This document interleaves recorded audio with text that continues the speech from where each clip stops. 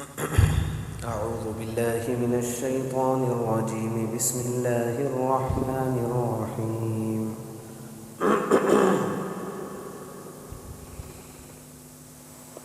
لإيلاف قريش إيلافهم رحلة الشتاء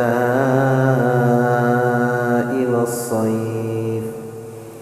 فليعبدوا رب هذا البيت الذي أطعمهم من جوع وآمنهم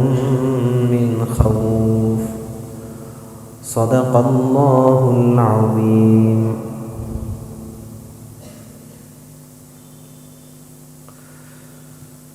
جیسے گزشتہ ہفتہ یہ بات عرض کی گئی تھی کہ قرآن پاک میں جن صورتوں میں آپس میں بہت گہرا ربط ہے، انہی صورتوں میں سے یہ دو صورتیں ہیں، سورۃ الفیل اور سورہ قریش. یہ دو صورتیں انہی صورتوں سے تعلق رکھتی ہیں.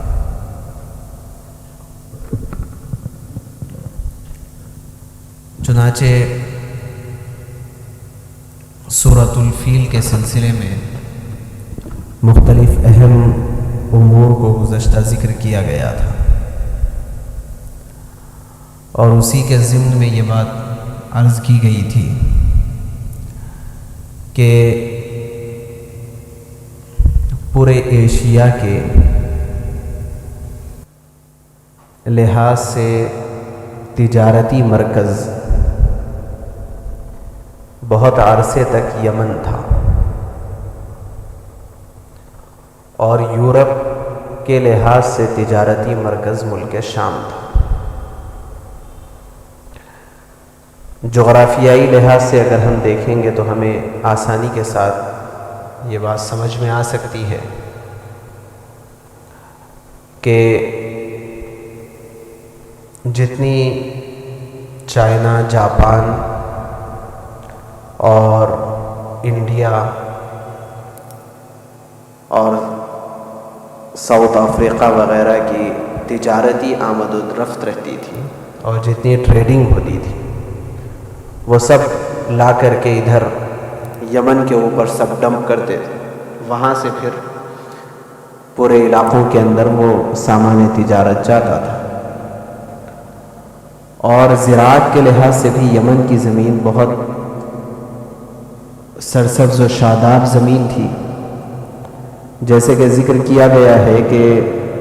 جو قوم سبا کا واقعہ قرآن پاک میں بیان کیا گیا ہے، یہ قوم سبا یہ ملک یمن ہی کی ایک قوم تھی. سیل العارم کا جو واقعہ قرآن پاک میں اللہ نے بیان فرمایا ہے وہ بھی یمن کے اندر ہی ہے. تو یمن کو ایک بہت اہمیت حاصل تھی، کیونکہ اطراف و اکناف کے جتنی تجارت تھی وہ تجارت کا دار و مدار یمن پر تھا، اور ادھر سے یورپ سے جتنا تجارتی مال آتا تھا وہ سب ڈمپ ہوتا تھا ملک شام پر. نہر سوئس تو پہلے تھی نہیں، اس وقت بند تھی، اس کا راستہ بہت زیادہ مخدوش راستہ تھا. یہ تو 1869 کے اندر یہ نہر سوئس کا راستہ کھلا ہے، لیکن اس سے پہلے کا جو معاملہ تھا وہ ایک طرف ملک شام اور ایک طرف ملک یمن،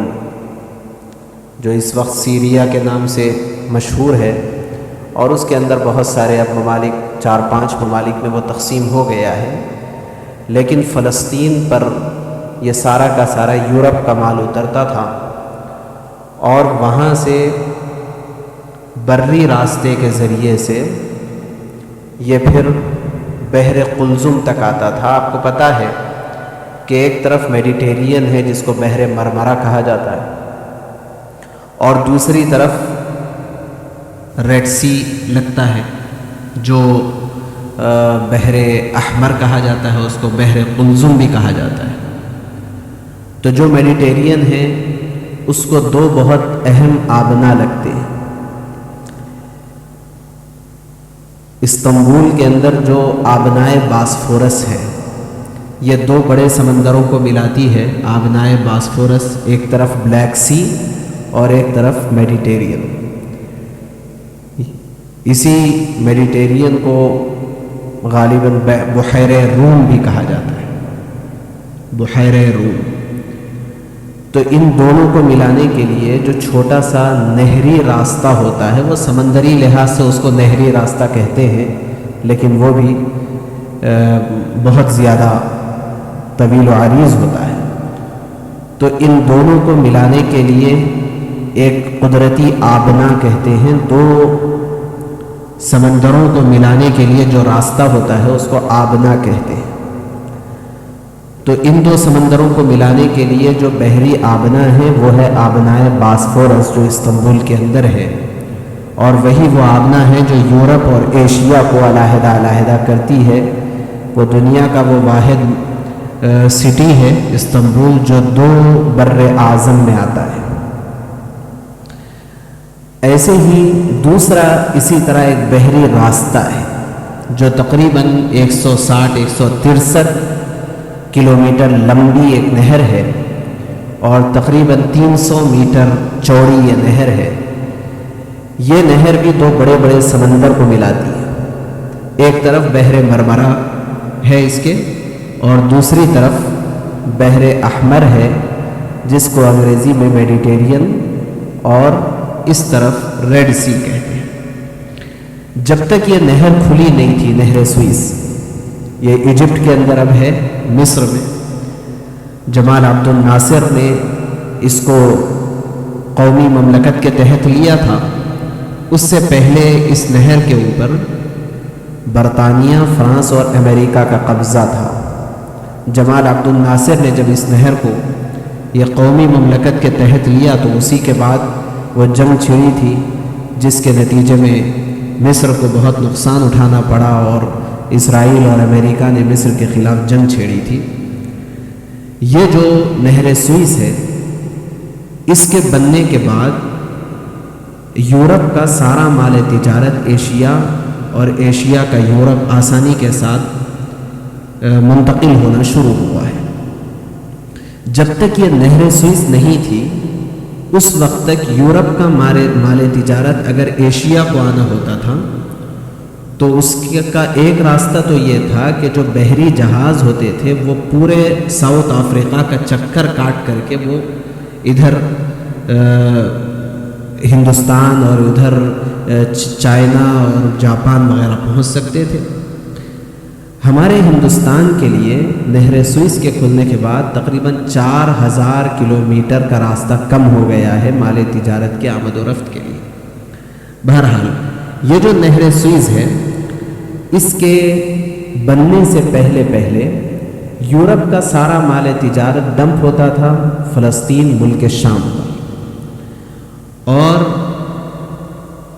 ہندوستان اور چائنا اور اس کے اطراف و اکناف کے تمام ممالک کا سارا سامان تجارت ڈمپ ہوتا تھا ملک یمن پر۔ یمن میں جب تک تجارت تھی اس وقت تک تو یمن والے بہت جو ہے پیسے والے بھی تھے، بڑے سرسبز و شاداب علاقے کے تھے، بڑی تجارتیں ان کے پاس تھی۔ لیکن جب یمن پر عذاب آیا اور ان کا بند ٹوٹا، جس کو سیل العارم سے قرآن پاک نے تعبیر کیا ہے، اور پورے علاقے ان کے پانی میں ڈوب گئے اور بہت نقصان ہوا، جانی اور مالی سب نقصان ہوا، تو یمن میں اس وقت کچھ حجاز کے اور ادھر کے مکہ مکرمہ کے بھی لوگ آباد تھے، وہ واپس مکہ مکرمہ کو آ گئے۔ تو یہ جو ٹریڈنگ تھی، یہ ٹریڈنگ کے سلسلے میں اب مکے والوں نے یہ پورا ٹریڈنگ کا بیڑا اٹھایا اور انہوں نے یہ نظام بنایا کہ ایک طرف ملک شام ان کو لگتا ہے اور دوسری طرف ان کو یمن لگتا ہے۔ یمن بہت قریب ہے اور ملک شام ان کے لیے تھوڑا سا فاصلے پر ہے۔ تو یمن گرم علاقہ تھا، تو ٹھنڈی کے زمانے میں، سردیوں کے زمانے میں یہ عرب لوگ گرم ہونے کی وجہ سے یمن کو چلے جاتے تھے، اور ملک شام ٹھنڈا علاقہ تھا جس کی وجہ سے گرما کے زمانے میں ملک شام کو چلے جاتے تھے، اور وہ نہر سوئس نہ ہونے کے نتیجے میں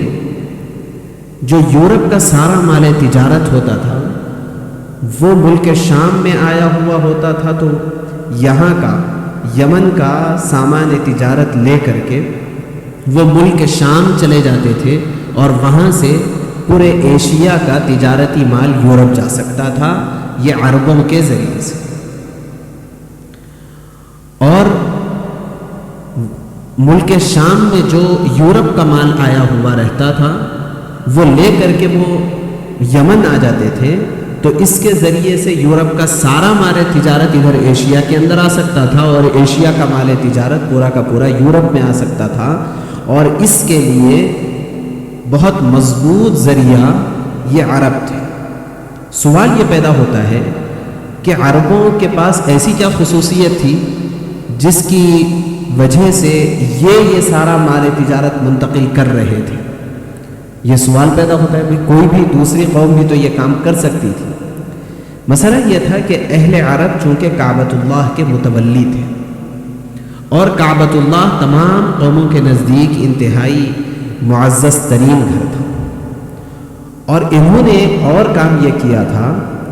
کہ جس علاقے کے جو معزز قسم کے لوگ ہوا کرتے تھے، جن سے لوگوں کو عقیدت ہوتی تھی، ان معزز لوگوں کی مورتیاں بنا کر کے وہ کعبۃ اللہ کے اندر رکھ دیے تھے۔ اسی وجہ سے کعبۃ اللہ کے اطراف و اکناف 360 بت رکھے ہوئے تھے۔ اس کا نتیجہ یہ ہوا کہ جتنے لوگ اس کے اطراف و اکناف، اور خاص طور سے ادھر ملک شام اور ادھر یمن کے راستے پر جتنے قبائل آباد تھے، وہ سارے کے سارے قبائل والے یہ عربوں کی عزت اس لیے کیا کرتے تھے، خاص طور سے قریش کی عزت، کیونکہ قریش یہ پورا خاندان تھا جو کعبۃ اللہ کا متولی تھا، اس لیے عزت کرتے تھے کہ انہوں نے ان کے علاقے کے معزز لوگوں کو حرم میں جگہ دیے بت بنا کر کے، اس لیے وہ قریش کی عزت کیا کرتے تھے۔ اور انہیں ایک ڈر یہ بھی لگا ہوا رہتا تھا کہ اگر ہم ان سے چھیڑخانی کریں گے، چونکہ اس زمانے کے اندر سفر کرنا کوئی آسان کام نہیں تھا، قبائلی سفر ہوا کرتے تھے، لشکروں کے ذریعے سے سفر ہوا کرتے تھے، اور پورے کے پورے لشکروں کو لوٹ لیا جاتا تھا، پورے کے پورے قافلوں کو لوٹ لیا جاتا تھا، تو سفر کرنا کوئی آسان کام نہیں تھا، مال تجارت ایک جگہ سے دوسری جگہ منتقل کرنا کوئی آسان کام نہیں تھا، زمینی راستے سے۔ بحری راستے سے تو تجارتی مال ادھر ادھر ہوتا تھا، لیکن زمینی راستے سے کوئی ممکن نہیں تھا۔ لیکن اس کے باوجود عربوں کو یہ خصوصیت حاصل تھی کہ یہ بہت آسانی کے ساتھ زمینی راستے سے مال تجارت ایک جگہ سے دوسری جگہ منتقل کر سکتے تھے، لیکن یہ جو خصوصیت حاصل تھی یہ عرب اور قریش کے علاوہ کوئی اور اس کام کے اندر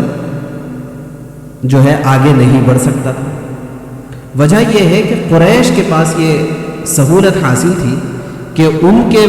معزز لوگوں کو انہوں نے حرم میں جگہ دی تھی، اور انہیں یہ اندیشہ تھا کہ اگر ہم یہ ان کے ساتھ چھیڑخانی کریں گے، یہ قریش کے ساتھ، تو ہماری جو سفارت حرم میں ہے اور ان کی گویا کہ حرم کی کابینہ میں انہوں نے ایک ان کے آدمی کو جگہ دی ہوئی ہے، وہ وہاں سے ہمارے بت کو نکال پھینکیں گے۔ ان وجوہات کی وجہ سے سارے کے سارے راستے میں آنے والے قبائل اور بدو اور سارے کے سارے دیہاتی یہ عربوں کا نہ صرف یہ کہ احترام کرتے تھے، نہ صرف یہ کہ ان کے قافلوں کو امن و امان دیتے تھے، بلکہ آتے جاتے راستوں میں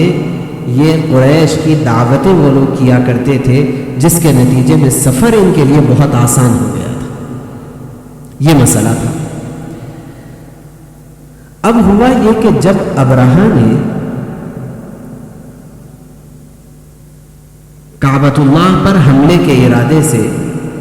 وہ 60,000 کا لشکر لے کر کے آیا، تو ایک طرف تو سارے کے سارے عرب اس کی وجہ سے غصے میں آئے، لیکن بہرحال بہت لشکر جرار تھا اور پہلے کئی عرب قافلوں کو جو ہے شکست ہو گئی. لیکن اللہ تبارک و تعالیٰ کو یہ بتلانا مقصود تھا کہ جو شخص کعبۃ اللہ کے لیے بری نیت رکھتا ہے اس کا انجام کیا ہونے والا ہے. وہ کعبۃ اللہ کے اور مکے کے قریب تک آئے اور ان کے اوپر ابابیل کے ذریعے سے عذاب آیا. یہ جو عذاب آیا ہے اس عذاب کے نتیجے میں قریش کو ایک اور فائدہ ہو گیا. وہ فائدہ یہ ہوا کہ یہ جو جتنی پٹی ہے یمن سے لے کر کے ملک شام تک، جغرافیائی لحاظ سے اگر آپ کے ذہن میں نقشہ ہوگا تو آپ اس کو سمجھ سکتے ہیں. یہ جو پوری پٹی ہے یمن سے لے کے ملک شام تک کی پٹی، ان لوگوں کے دلوں میں قریش کی پہلے سے جو عظمت تھی وہ عظمت اور بڑھ گئی، اور اب وہ یہ سوچنے لگے کہ یہ اتنی معزز ترین قوم ہے اور اتنا بہترین قبیلہ ہے، اللہ کو اتنا منظور ہے کہ جو ان کے ساتھ بری نیت سے آگے بڑھتا ہے وہ اس طرح نیست و نابود کر دیا جاتا ہے، لہٰذا ان کا اور احترام کرو، ان کی اور عزت کرو. تو ایک طرف بحری راستے سے تجارت ہی ناممکن، لیکن ان کو یہ خصوصیت حاصل تھی قریش کو کہ اب یہ پوری ٹریڈنگ ان کے ذریعے سے ہونے لگی. اسی وجہ سے ان کے پاس پیسہ اور مال و دولت بھی بہت تھا، اور یہی تو وہ وجہ تھی جس کی وجہ سے ان کے سرداروں کی ناک بہت اونچی تھی، اور یہی سب وجوہات بھی تھے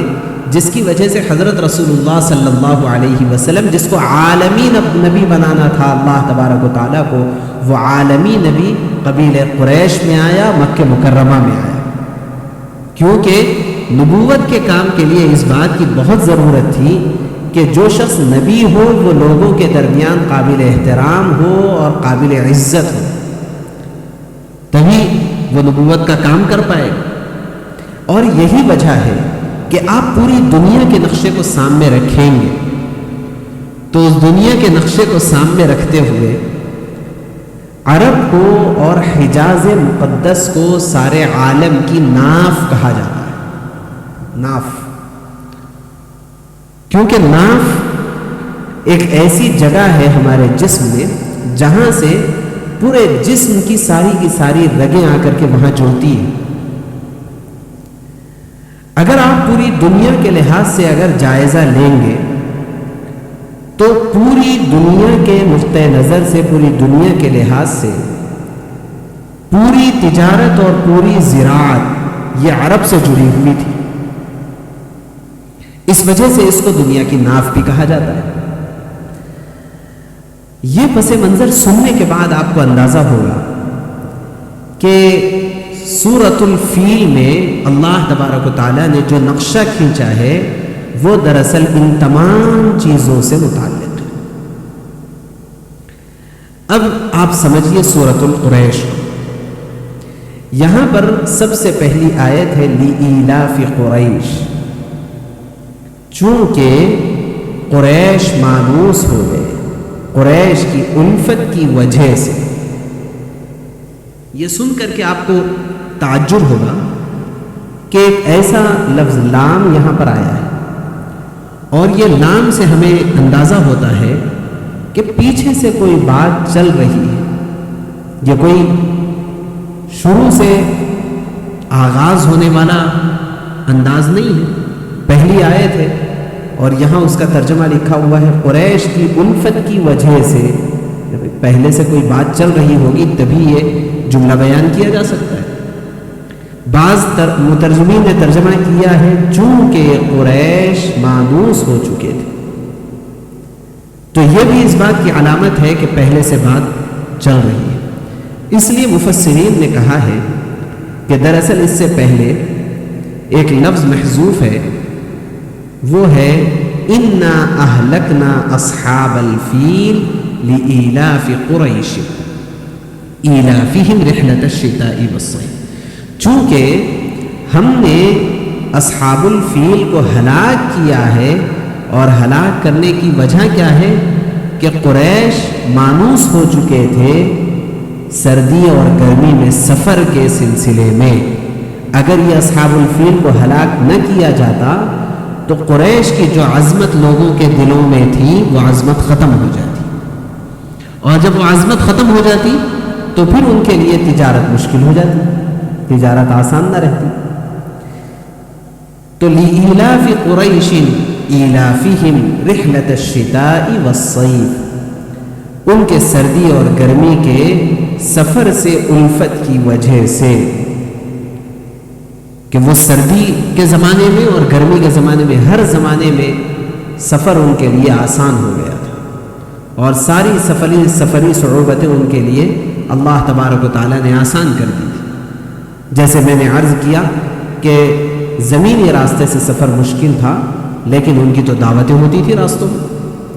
اب یہ سفر آسان۔ یہ سفر جو آسان ہوا تھا یہ کس وجہ سے ہوا؟ دراصل بنیادی جو ریزن ہے اس کے پیچھے وہ ہے کعبۃ اللہ۔ ان کے پاس کعبۃ اللہ تھا اور لوگوں کے دلوں میں اصل میں عظمت کعبۃ اللہ کی تھی، وہ کعبۃ اللہ کی عظمت اور یہ کعبۃ اللہ کے محافظ، اس وجہ سے کعبۃ اللہ کے محافظ ہونے کی وجہ سے سارے لوگ ان کا احترام کرنے لگے۔ اب اللہ تبارک و تعالیٰ نے اسی کا واسطہ دے کر کے قریش کو کہا فَلْيَعْبُدُوا رَبَّ هَذَا الْبَيْتِ، جس کعبۃ اللہ کی وجہ سے لوگوں کے دلوں میں تمہاری عظمت پیدا ہوئی ہے، اور جس کعبۃ اللہ کی وجہ سے لوگ تمہارا احترام کرتے ہیں، اور جس کعبۃ اللہ کی وجہ سے یہ ساری ٹریڈنگ اور یہ ساری کی ساری تجارت تمہارے لیے آسان ہوئی، اس کا حوالہ دے کر کے اللہ نے فرمایا ہے لہٰذا اسی بیت اور اسی گھر کے رب کی تم عبادت کرو، اسی گھر کے رب کی عبادت کرو۔ فَلْيَعْبُدُوا رَبَّ هَذَا الْبَيْتِ، پھر آگے فرمایا وہ اللہ جس نے یہ سارا کام آسان کیا ہے وہ کون ہے؟ دو جملے بڑے عجیب قرآن پاک نے بیان فرمائے، الذی اطعمہم من جوع وآمنہم من خوف، اس کو کہتے ہیں سمندر کو کوزے میں بھر دینا، ایک بہت وسیع اور بہت پھیلے ہوئے مفہوم کو ایک پیالے کے اندر لا کر کے پیش کر دینا۔ اللہ تبارک و تعالیٰ کون ہے؟ اللہ وہ ہے جس نے تمہیں بھوک کے موقع پر کھلایا اور خوف کے موقع پر امن دیا۔ اگر آپ غور کریں گے تو دنیا کی ساری جستجو، جد و جہد اور یہ ساری کوششیں اور تکلیفیں جو کچھ لوگ اٹھا رہے ہیں، ایک ملک سے دوسرے ملک کا سفر کر رہے ہیں، کئی سال اپنے اہل و عیال سے دور اور بیگانہ رہ رہے ہیں، بڑی مشقتیں اٹھا رہے ہیں، اگر آپ غور کریں گے تو ان تمام مشقتوں کے پیچھے دو ہی مقاصد ہیں۔ ایک مقصد ہے سکون کے ساتھ روزی روٹی مل جانا، اب سب اسی کے اندر آئیں گے، اچھا کپڑا، اچھا گھر، اچھا مکان، اچھی گاڑی، اچھا کھانا، اچھا پینا، یہ سب جو چاہتے ہیں ہم، جس کو ہم معاش کہتے ہیں، دنیاوی زندگی کے اندر سہولت جس کو ہم کہتے ہیں، یہ سب اس کے اندر آ جائیں، یہ ایک مقصد۔ لیکن آپ کو پتہ ہے کہ کسی مقام پر معاشی خوشحالی بہت زیادہ ہے، لوگوں کے پاس پیسہ اور مال و دولت تو بہت ہے، لیکن امن نہیں ہے، تو لوگ کہتے ہیں کہ ایسا پیسہ رکھ کے کیا فائدہ کہ پتہ نہیں کب کون سا بم ہمارے اوپر گر جائے اور کب ہمارے اہل و عیال کو لوٹ لیا جائے، کب کیا ہو جائے۔ تو دوسری چیز جو اہم ہوتی ہے وہ امن ہوتی ہے، امن اور دوسرے اقتصادی اور معاشی خوشحالی، یہ دو بنیادی پوائنٹ ہیں۔ ابھی ہم دیکھ رہے ہیں کہ اسرائیل نے پوری دنیا کو یہ باور کرا رکھا تھا کہ مجھ سے زیادہ مامون ملک اور مجھ سے زیادہ اطمینان بخش ملک کوئی اور نہیں ہو سکتا۔ سب سے بڑی دفاعی قوت میرے پاس ہے، سب سے بڑی فوج میرے پاس ہے، سب سے بڑی ٹیکنالوجی میرے پاس ہے، سب سے بڑا ہتھیار میرے پاس ہے، کوئی مجھے آنکھ اٹھا کر کے بھی نہیں دیکھ سکتا، اس وجہ سے سب سے زیادہ امن میرے پاس ہے۔ اس نے پوری دنیا کو یہ باور کرا رکھا تھا، لیکن اب پوری دنیا دیکھ رہی ہے کھلے آنکھوں کہ خود اسرائیلی اور یہودی وہاں سے بھاگ بھاگ کر کے اپنی جان بچانے کی کوشش میں ہیں اور پوری دنیا میں وہ پھیل رہے ہیں۔ وجہ کیا ہے؟ سب کچھ ہے، پیسہ ہے، مال و دولت ہے، ہر قسم کی خوشحالی ہے، لیکن امن گیا تو کسی اہم سے اہم چیز کی کوئی اہمیت باقی نہیں رہ جاتی۔ تو امن یہ بہت اہم ترین چیز ہے، اور یہ امن رہے گا تو ساری نعمتیں نعمت رہے گی، اور اگر امن نہیں رہے گا تو کوئی نعمت نہیں رہے گی۔ اللہ تبارک و تعالیٰ نے قریش کو یہ سمجھایا ہے کہ یہ اللہ کی ذات وہ ذات ہے جس نے تمہیں بھوک کے موقع پر خوب کھلایا، روزی روٹی دی، اور دوسرے یہ کہ خوف کے مقامات پر تمہیں امن دیا۔ یہ دو چیزیں، یہ تمہارے پاس دو بہت بڑی نعمتیں، اور یہ وہ نعمتیں ہیں جن کے سلسلے میں دوسری آیت میں اللہ نے فرمایا ہے کہ جب کوئی قوم اللہ کی نافرمانی کرتی ہے تو اللہ تبارک و تعالیٰ یہی دو نعمتوں کو چھین لیتے ہیں اور اس کی پوری کی پوری لوٹیاں الٹ جاتی۔ وہ کیا؟ ضرب اللہ مثلا قریۃ کانت آمنۃ مطمئنۃ یأتیہا رزقہا رغدا من کل مکان۔ اللہ تبارک و تعالیٰ مثال دیتے ہیں ایک ایسے علاقے کی جو بہت زیادہ مامون ہے، مطمئن ہے، اور ہر طرف سے روزی روٹی کے دروازے کھلے ہوئے ہیں، پیسہ، مال و دولت ہر طرف سے، لیکن ہوا کیا؟ فَكَفَرَتْ بِأَنْعُمِ اللَّهِ، اللہ کی نعمتوں کی اس قوم نے ناشکری کی تو اللہ نے کیا کیا؟ فَأَذَاقَهَا اللَّهُ لِبَاسَ الْجُوعِ وَالْخَوْفِ، اللہ نے انہیں لباس پہنا دیا، کہے گا بھوک کا لباس، کیا مطلب؟ سب لٹ گیا، اور دوسرا خوف کا لباس، تو امن ختم ہو گیا۔ تو اللہ کی نعمتوں کی شکر گزاری اور اللہ تبارک و تعالیٰ کی فرما برداری کے نتیجے میں اللہ یہ دو نعمتیں دیتے ہیں، اطعمہم من جوع وآمنہم من خوف، اور اللہ کی نافرمانی کے نتیجے میں یہی دو چیزیں چھن جاتی ہیں، اس کے نتیجے میں سب کا سب نقصان اٹھانا پڑتا ہے۔ ہمیں بھی اس کا بہت شکر ادا کرنا چاہیے کہ اللہ تبارک و تعالیٰ نے ہمیں روزی روٹی بھی دی ہے اور امن بھی دیا ہے، اور اللہ کی فرما برداری کرتے ہوئے ان کی حفاظت کرنا چاہیے، اور وہ تمام کی تمام چیزیں جس کی وجہ سے ہمیں روزی روٹی سے محروم کر دیا جائے اور جن نافرمانیوں کے نتیجے میں امن ختم ہو جائے، اس سے اللہ کی پناہ مانگنی چاہیے۔ اللہ سے دعا ہے کہ ہم سب کو توفیق عمل نصیب فرمائے۔ سبحان اللہ و بحمدہ، سبحانک اللہم و بحمدک۔